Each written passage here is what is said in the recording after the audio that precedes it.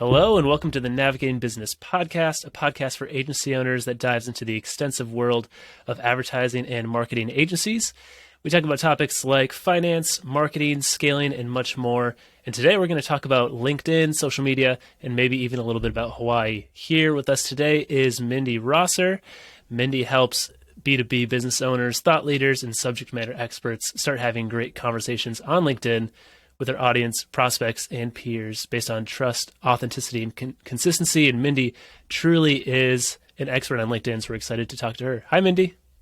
Hey, so excited to be here today. Yeah, how are you today? I mentioned Hawaii. You live in Hawaii. What's the weather like today? I got to ask. The weather, it's rough, you know. It's like there's a little bit of an overcast look, and we actually have clouds today. Oh, sounds serious. I hope you can, survive. I don't know. Pull out that jacket. Well, Mindi, yeah, like I said, super excited to have you here. I get your newsletter, follow you on social media. So, I'm always getting some really fun LinkedIn insights from you, and they've been honestly so helpful for me just to navigate what even to do on LinkedIn, where to go, how to use it to grow the business. But why don't you tell us a little bit about your agency? There's obviously so many agencies out there. So kind of how do you differentiate yourself? What do you do? And yeah, give us that intro. Yeah, so as an agency owner, it's definitely interesting using LinkedIn. I work with a lot of other marketing agency owners, which is super fun because it's like we kind of speak the same language. I also work with a lot of subject matter experts, a number of SaaS technology companies, and professional services firms. So that's kind of where my sweet spot is when it comes to doing programs on LinkedIn. So I pretty much operate at the intersection of where personal branding meets brand awareness, meets marketing, meets social selling. So think marketing and sales, like how do they fit together on LinkedIn? That's really my sweet spot because without one, you can't have the other. And as marketing agency owners, we kind of understand the importance of marketing, but you also have to have that sales arm. So how does it fit together in a way that makes sense, where people feel comfortable interacting on LinkedIn as well, not feel like you're sales pitching people all the time, which nobody likes to be the recipient of that on LinkedIn. Indeed. Yeah, I think we've all gotten too many unsolicited messages on LinkedIn telling that we're going to get, millions of leads or, something along those lines. So the authenticity is much needed. So how did you become a LinkedIn expert? Where did that come from? Because, there's a lot of kind of self-titled experts or gurus out there, but I feel like you actually do know your stuff. So kind of how did that come about? Yeah, well, it started a while ago. It started about a decade ago. I was actually using LinkedIn back in like the early days. Like, wow, I used LinkedIn back then when we were actually using it to find jobs. So when LinkedIn was more of like a job seeker platform, if you were in a career and you wanted to get hired, you used LinkedIn. So at the time, I was really searching to get my dream job before I became an entrepreneur. And I used LinkedIn to start applying for jobs. So I did this thing called a job a day challenge. So every day at 5 a.m. in the morning, I would get up early before my other day job, and I would start pitching myself to different companies. And I would look for the hiring managers. I would send them LinkedIn messages. I would tailor my profile based on the job description. I would send a resume along with that.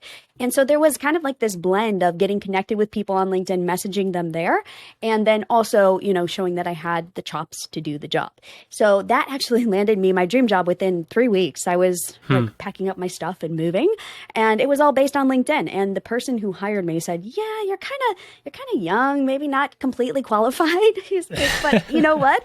The way that you reached out to me on LinkedIn was really impressive, and I think I want to take a chance on you. And so it was really interesting to me. It kind of opened my eyes to the power of LinkedIn when you do it in an authentic way and reaching out like a human to human, but being clever, being thoughtful and standing out as a candidate. So people started coming to me asking, "Hey, Mindi, how did you land that job? That was really, really cool. Can you help me with my profile?" So I started helping people with their LinkedIn profiles, which led to, you also can do this messaging thing. Like, how does that work on LinkedIn? I would actually like to get into conversations with my ideal prospects. And so it kind of took on a life of its own, and I actually left that dream job. I like the entrepreneurial stuff much, much better. And I just started doing it full time. And to this day, it's like, I spend 90% of my day on LinkedIn, and it's definitely my favorite place to be. Sure. Yeah, that's super cool. Yeah, I definitely feel that as well. I mean, before I owned the business, I remember just seeing LinkedIn as like, yeah, you put your resume on there, you send it out. It's just a job seeking site. Now owning a business, yeah, it's totally such a huge networking tool. But yeah, like you said, there's so many people who are kind of flurrying around in lots of directions, trying to figure out how to use it, things like that. So, I know you have kind of this philosophy called the mango effect.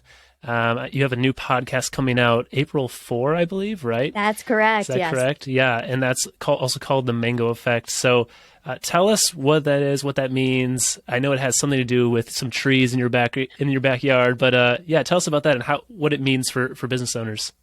Yeah, so the mango effect actually started. My husband and I were sitting around, and you can't see it because this is a podcast, but behind me there are two mango trees. So there's one that's really, really big behind me, and we were sitting there just having a really good conversation. We're like, business and life is kind of like a mango tree, because we were watching them, we got to watch the entire process, and I'd never seen a mango tree from start to finish or how mangoes happened. Mangoes are my favorite fruit, and so watching it every single day as I'm working, looking out and watching these little tiny, and right now there's some little tiny mangoes. They look like little marbles right now on the tree, and kind of watching the entire process of mangoes from start to finish. And it reminded me so much of how we do business. And I think a lot of times we hear these success stories where people are like, I made my first, 6 figures in a year and I was extremely profitable on top of that. And you're thinking, wow, how did that happen?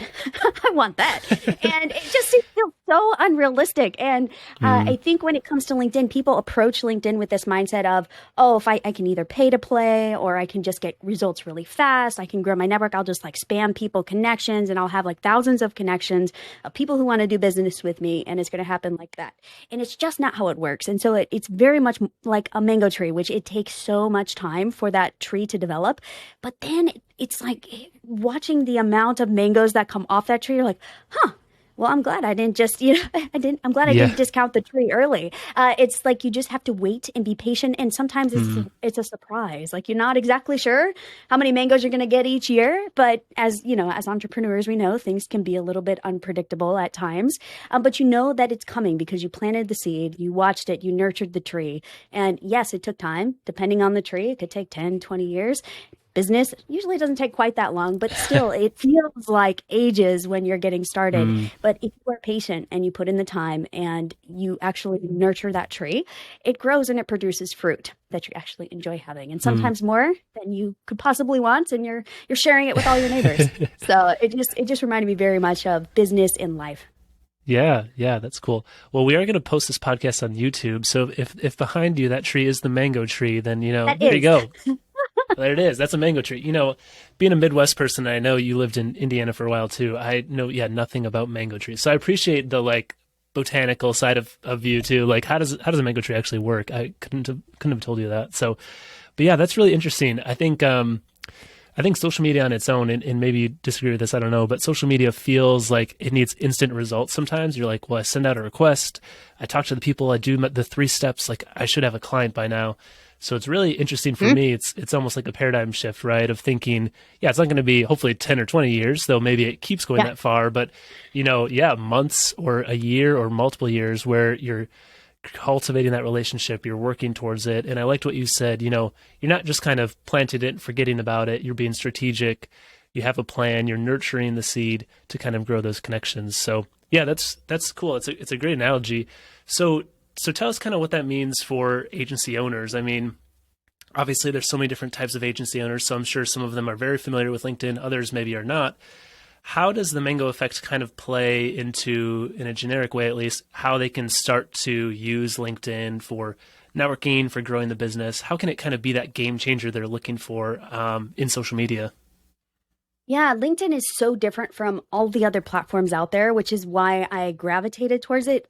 No matter what Instagram or Facebook and all these other platforms, TikTok, what they tried to do, it's really not where people are going with their professional hat on. So as a marketing agency owner, you really want people to be in the mindset of doing business when you're interacting with them.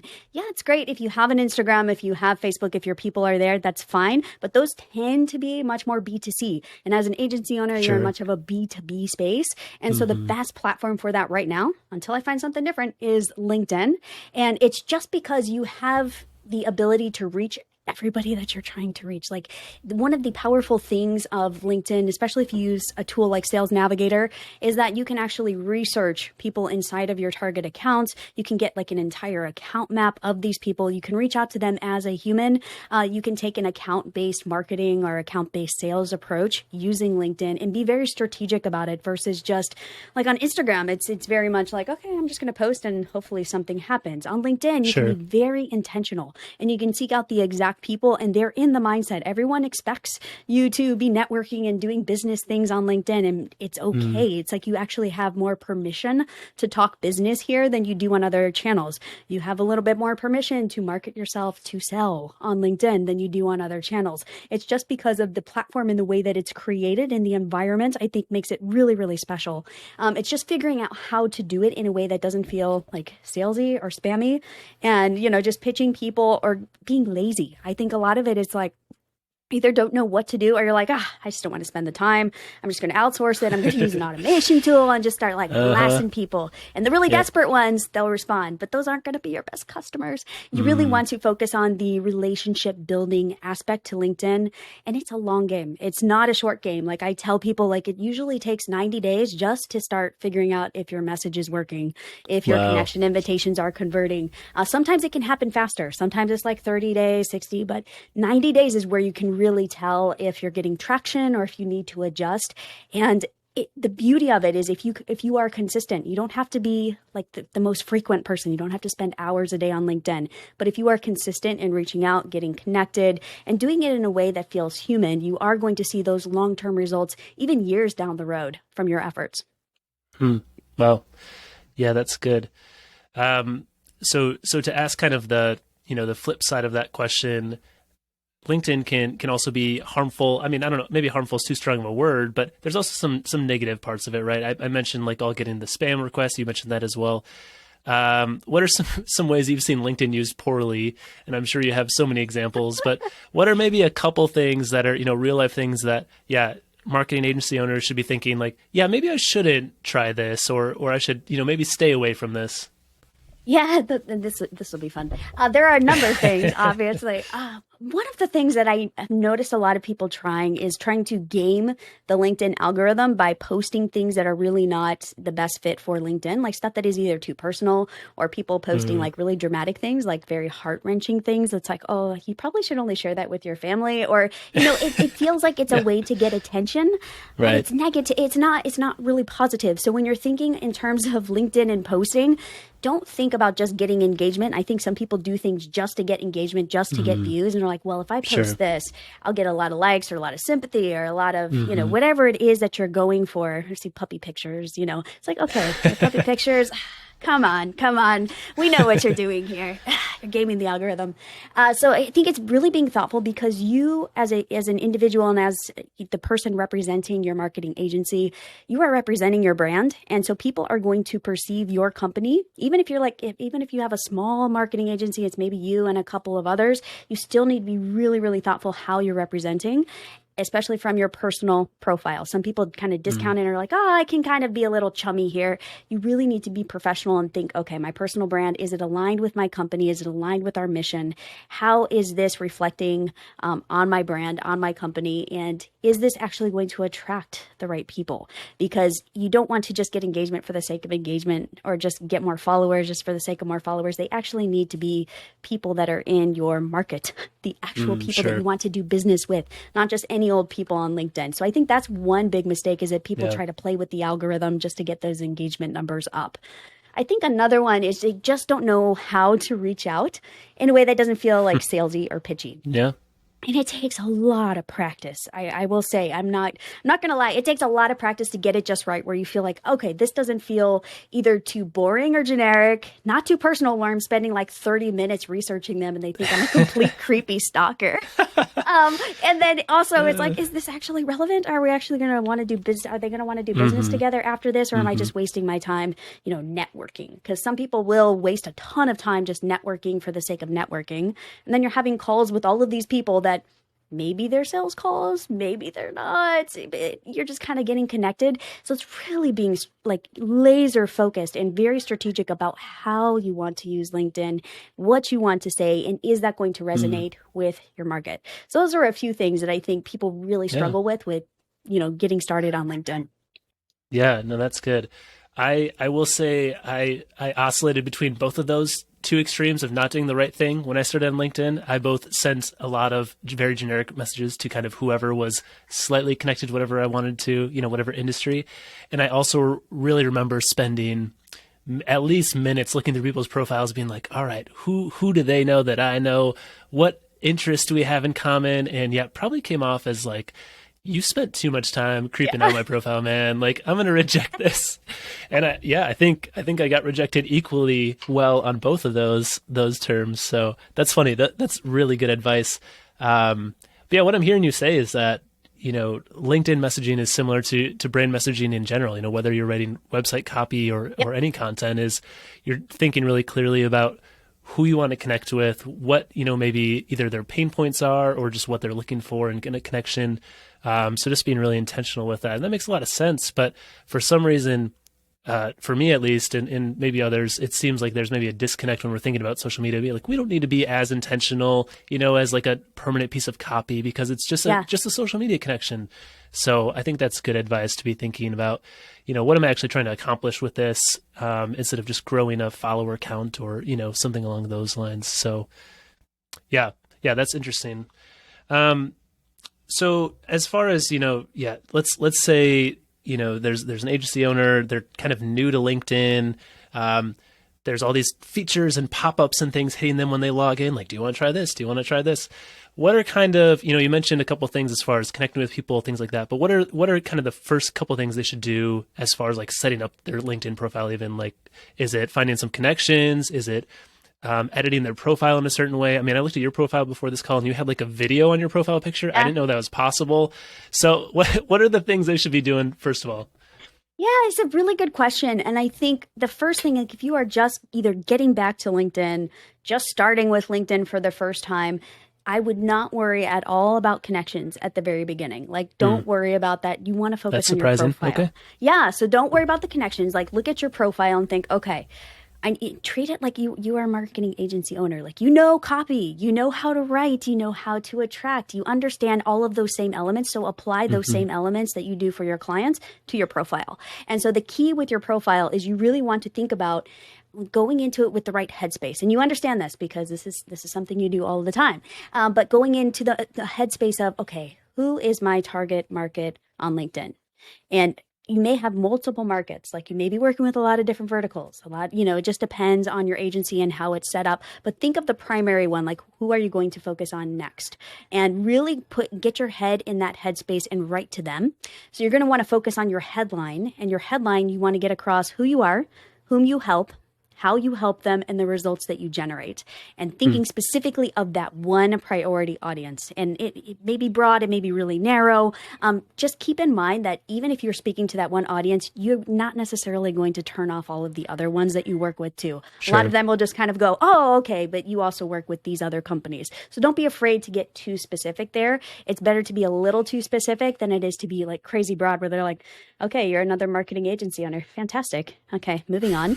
Like, who do you help? Like, you need to share a little bit of your secret sauce to set yourself apart, because there are so many agency owners on LinkedIn. If you do that little extra work, you're going to set yourself apart, especially if you mention like the industries or the types of clients that you work with, or the types of problems that you solve, because that's really where you can differentiate on LinkedIn. And that's where people, your target market, are going to go, oh, perfect. You are the right person. You've worked with companies like mine. So that's where you're going to get a lot of bang for your buck, is that headline area. And then you're going to want to pay attention to what comes after that. So your about section is very, very important, both from a search optimization perspective on LinkedIn, having the right keywords and phrases in there, and then also from the perspective of telling your story. So that section is really where you want to tell your story, not your company story. And that's something I see a lot of agency owners do wrong, is they put like their company's about page in their own personal profiles about section, which it feels weird for people, because this should be more about you. So make Sure. sure to bring in a bit about your company there. You don't want people to go, oh, I don't know where they work or what their company is about. But you Hmm. also want it to be very much about your journey and your story. And then bookend it. So at the beginning, you want to ask like a very thought provoking question. And because you're in marketing, you understand what a thought provoking question is for your audience. Like think about like their biggest pain point, something that keeps them up at night, all of this typical marketing stuff. Like, okay, what's that one question that you can solve or that one problem you can solve really, really well? Lead with that. And then like leave a little bit of blank space and then kind of give more about your story and your solution, talk about your journey, and then end it with a good call to action and not a bunch of calls to action. Like one, possibly two calls to action. Don't put everything in that section. I've seen people list that. I'm like, okay, well, what do you want me to do? You want me to call you? You want me to email you? You want me to find you Right. on TikTok? So Yeah. just make sure to be very specific about that, but tell your story in that section. And then the rest of your profile is also important. I mean, obviously fill in your experience sections, but what is going to matter most is what people see at the top. So that headline, kind of that area, that header image, your personal profile picture, all of that section is going to be very, very important to initially hooking people. And then the about section should kind of pull them through the rest of your profile. So start with Okay. your profile. And then once you feel like, okay, it's good enough. It doesn't need to be perfect. It's always a work in progress. And it's kind of like a living thing. You can change it at any time. So you're not married to it forever, but just once you feel it's good enough, then you're going to want to start focusing on building your network, growing those connections, and focus on your target market. If you are below 500 connections, I would actually look for more like friendlies. So people that are Hmm. colleagues, people you've worked with before, just till you get to that 500 plus number. And then you can go a lot heavier on reaching out to prospects. Huh. Okay. Yeah, that's great. One thing that I really love about, I don't know if this is a normal feature in your newsletter, but I've seen it before where you showed examples of people's headlines in different Yeah. parts of their profile and said, this is really great. This is not so great. Uh-huh. And that was a really helpful concrete piece just for me, just to be thinking even like, yeah, I never thought you could do it that way. Like there's some really interesting examples of how people wrote those to kind of stand out. And not just stand out for the sake of standing out, but stand out so that, yeah, the right people are actually looking at your profile and taking the time to kind of go through that deeper about me section instead of kind of just rejecting it right from the start. So that's a really cool piece. And I'm sure people can find that if they're following you as well. But yeah, that's super helpful. I think, with any platform, but especially LinkedIn, there are so many different pieces to kind of be thinking about. Like you have the headline, you have the about, you have the work experience and the recommendations. And it's like, Yeah. man, what's the important piece here? So it's really helpful to hear you kind of go through those and figure out, what's what. Um, so thinking about LinkedIn, your area of expertise, I mean, do you have any soapboxes right now that you like want to stand on and be like, I love this or I hate this? I mean, I know for me, I kind of go through different things in my field where I'm like right now, tax time is coming up and I'm like, Yeah. man, people are just filing all these extensions just because they're like behind. So I was like, stop with the extensions. Like that's not what it's for. Do you have something like that for yourself where you're like, this is my soapbox right now where I'm just really passionate about this? Yeah, actually, creator mode, especially thinking of Mm, marketing agency owners. Most of you are probably creating a lot of content.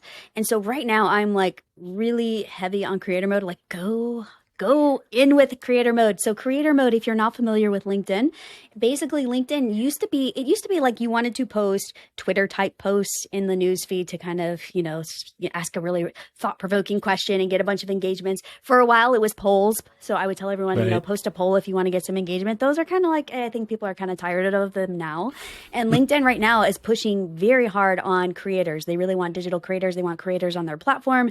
I Hmm. think, there's probably some thought behind that trying to compete with things like Medium and other long Yeah. form content places. They're also pushing their podcast network. So they have recently released like the LinkedIn podcast network. So if you're a podcaster, Huh. I would definitely check that out. So just kind of type it into Google and look into that and submit your podcast because you may be able to get a lot more views. So that's Interesting. part of their Yeah. creator mode.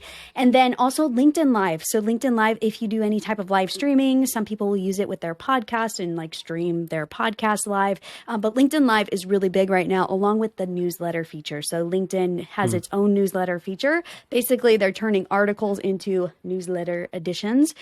So that's a really big deal. So if you have long form content that you can repurpose, I would not create specifically for LinkedIn. Like I wouldn't think, okay, I'm going to create this content specifically for LinkedIn. I tend to repurpose content from other places and just use LinkedIn as more of like an amplifier. So don't feel like you have to like, oh, I have to reinvent the wheel. It's more of a place where you can actually, amplify and put it to a megaphone, like blast it out there. But do it in a smart way.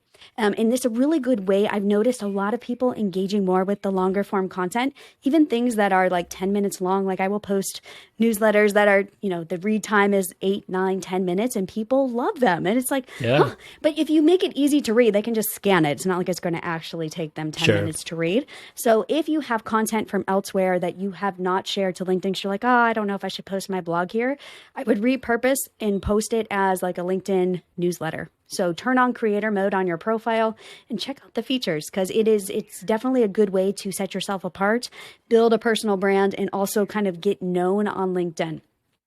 Yeah, that's great. I will be honest, I've seen that toggle on my profile before and I was scared about it. So thanks for the explanation. It's good to know that there can be some good from that. So yeah, that's cool. That makes a lot of sense. So obviously, there's so much more you could share about LinkedIn and I'll, share, of course, obviously we want to find you on LinkedIn because that's what you do. So go to LinkedIn, you can find Mindi there. And then you also have a great newsletter. How do people sign up for your newsletter, Mindi? You could just head to my website, mindyrosser.com, and it'll pop up right away. Okay, cool. And then we have the podcast coming out April 4, which is so soon. So that's cool as well. So if you want more LinkedIn content, follow Mindi because she will tell you everything you need to know about it. She also has all the other social media handles, of course, so you can find her there. I did notice she had a TikTok. I checked it out. It was cool. She was deadlifting like a lot of weight. I was very impressed.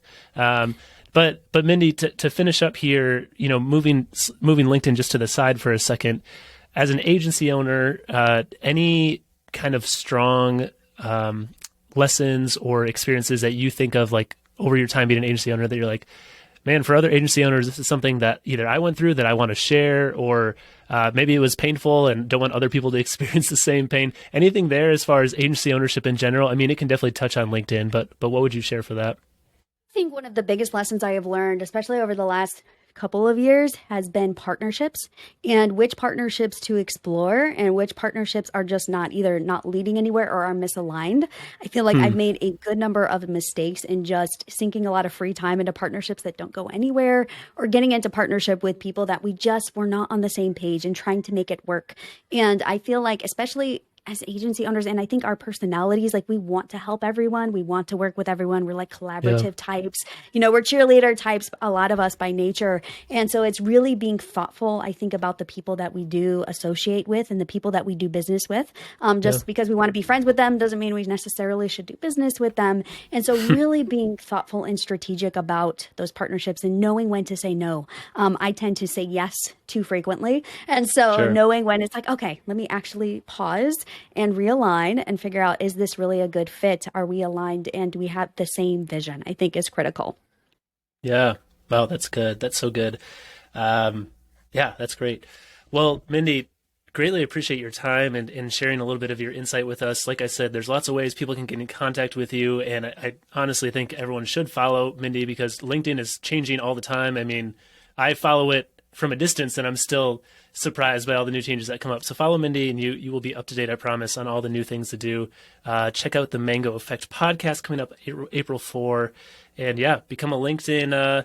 You're never going to be Mindi's level, but you can become a little bit of a LinkedIn expert, at least if you follow her. So Mindi, thanks again. You're a great agency owner and a great source of information and expertise. So appreciate you. Thank you again.